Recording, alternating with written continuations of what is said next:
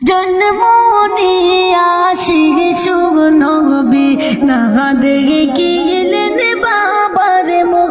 আরে জন্ম নিয়া শিশু নবী না দেখে গেলেন বাবার মুখ।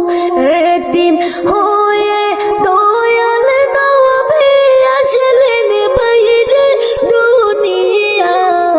জন্ম নিয়া শিশু নবী না দেখে গেলেন বাবার মুখ। আরে জন্ম নিয়া শিশু নবী না দেখে